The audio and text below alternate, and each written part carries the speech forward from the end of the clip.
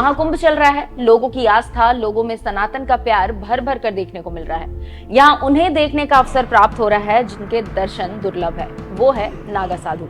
जी हाँ, नागा साधुओं की ये भीड़ आपको पूरे साल में कभी देखने को नहीं मिलेगी, लेकिन बावजूद इसके कुछ ऐसे लोग भी है जो इनके तप को, इनके तपस्या को, इनके प्रण को ढोंग बता देते हैं। बीते दिन ही कांटा वाले बाबा को लेकर जो वीडियो वायरल हुई, उसने सच्चे सनातनियों को अंदर तक झकझोर कर रख दिया। उस लड़की जैसे कई ऐसे लोग हैं जो मेले में पहुंच रहे हैं और महाकुंभ जैसे भव्य दिव्य आयोजन को ढोंग और नागा साधुओं जैसे धर्म के योद्धाओं पर सवाल उठा रहे हैं। क्या आप जानते हैं कि नागा साधु कौन है? नहीं ना, तो मैं आपको बताती हूँ। नागा साधु भारत के सच्चे योद्धा है और जब जरूरत पड़ेगी तो ये राष्ट्र और सनातन को बचाने के लिए सबसे आगे खड़े नजर आएंगे। जैसे ग्रीक के योद्धा को स्पार्टन्स कहते हैं, जो अपनी सैन्य शक्ति, अनुशासन और योद्धा चरित्र के लिए जाने जाते हैं। जापान के सबसे अच्छे योद्धा को समुराई कहते हैं और चीन के सबसे अच्छे योद्धा को टेराकोटा वॉरियर्स कहते हैं। वैसे ही भारत का योद्धा नागा साधुओं को माना गया है। ये हम नहीं कह रहे हैं, ये कहना एक जाने माने लेखक अक्षत गुप्ता का है। उन्होंने नागा साधुओं को लेकर और भी कई अनोखी बातें बताई हैं, आप भी सुनिए। ग्रीक्स के जो सबसे अच्छे योद्धा होते हैं उनको स्पार्टन्स कहते हैं। जापान के जो सबसे अच्छे योद्धा होते हैं उनको समुराई कहते हैं। ये हमको पता है, लेकिन हमको ये नहीं मालूम कि आपके खुद के सबसे अच्छे योद्धाओं को क्या कहा जाता है। उनको नागा साधु कहा जाता है। उनका सृजन ही हुआ है आपके धर्म की रक्षा के लिए। आदि गुरु शंकराचार्य ने उनको बनाया था और अब उनकी तादाद, आपके धर्म के रक्षकों की तादाद 4 लाख है। 4 लाख नागा साधु हैं जो जमा होते हैं हर 12 साल में। और 4 लाख की जो उनके जो नंबर्स हैं, आप ये सोचिए कि इतना बड़ा नंबर कई सारे देशों की आर्मी का भी नहीं, जितना आपके सिर्फ धर्म के रक्षक हैं।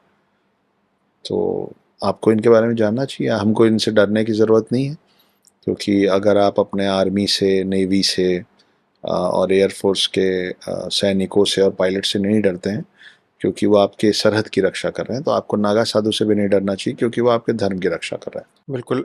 थोड़ा नागा साधुओं से मुलाकात हुई प्रयागराज के, जब कुंभ अर्धकुंभ लगते हैं जी, तो वहीं पढ़ाई लिखाई हुई, तो मुलाकात कभी हुई, लेकिन आप थोड़ा करीब से मिले। कुछ बताइए नागा साधुओं के बारे में लोगों को।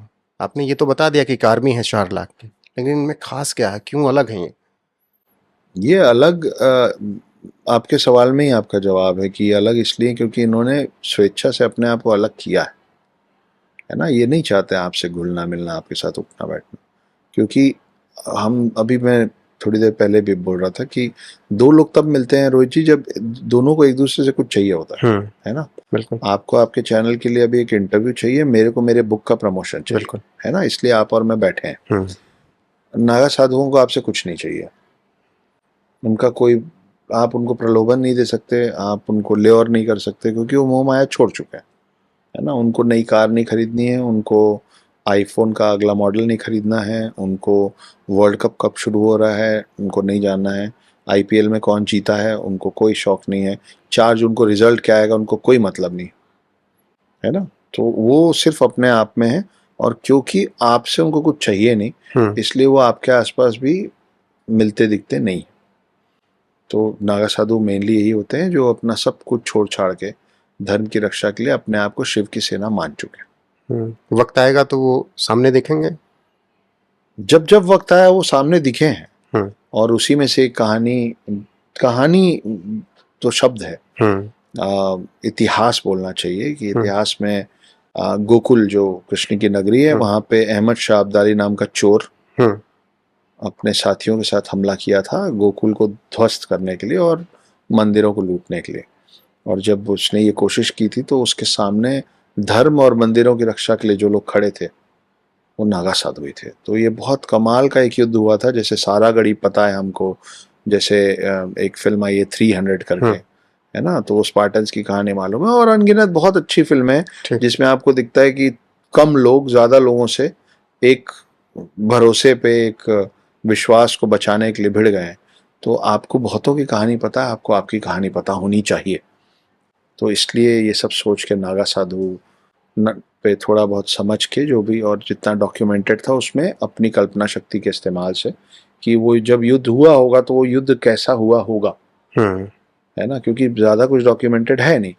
तो जितना डॉक्यूमेंटेड था उसको अपने हिसाब से उसका आकलन करके और उसमें और चीज़ें जोड़ के मैंने उसको लार्जर देन लाइफ बनाई, ताकि पढ़ने वालों को समझ में तो आए लेकिन पढ़ने में इंटरेस्ट भी आए। और इस पे अब फिल्म बन रही है, और फिल्म बना रहे हैं मिस्टर संदीप लेजल नाम के व्यक्ति, जिनका एक प्रोडक्शन हाउस है जिसका नाम है बेक माई केक प्रोडक्शंस, जिन्होंने इसके पहले 10वीं पास मिस्टर अभिषेक बच्चन। वो लोग जो सो कॉल्ड सेक्युलरिज्म के चक्कर में अपने धर्म, अपनी आस्था का मजाक बनाते हैं, उनके लिए नागा साधुओं पर कही गई लेखक अक्षत गुप्ता की बातें एक जोरदार तमाचे की तरह है। खैर, नागा साधुओं पर आपका क्या कहना है, आपकी क्या राय है, हमें कमेंट कर जरूर बताएं। नमस्कार।